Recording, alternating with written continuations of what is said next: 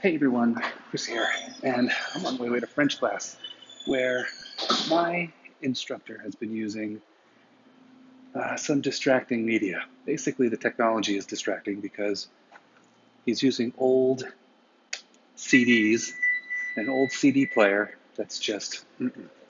So, since today's his birthday, I got him a present. So, all the audio stripped as MP3 files, organized, and with a nice little interface so he can have everything right there and you don't have to go hunting for anything.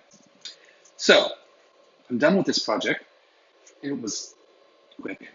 But what do I do with my projects after I'm finished? Well, as much as I'd love to leave them all on my laptop, I cannot do that. My laptop just doesn't have the space. So I do two things. I have a very, very large piece of network attached storage.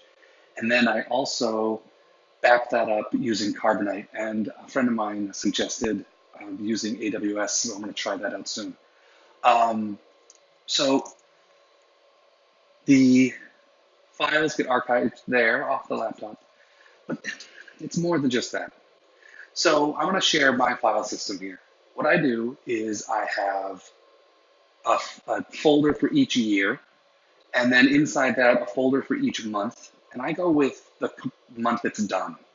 And then inside of that, there's a descriptive folder with the date that it finished and just a project title. Um, and that way I can do a search on any one of those things and just find where I'm looking for. And also sometimes I forget what I was doing when, and I can nail in that way too. Inside of the project folder, I make sure I have a copy of all of the raw files, so any raw video, any raw images. This is really helpful in something like Camtasia because that's non-destructive. So you can go back and edit things and swap out things really, really easily.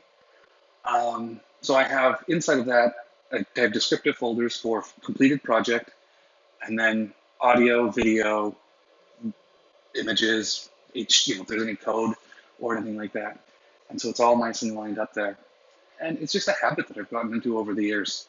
So how do you keep your archive of materials? Because the last thing you want is for something really, really minor to change, like the name of a building, and then you have to go back and redo the entire onboarding program again because you didn't have the raw files where you could just swap out that one slide.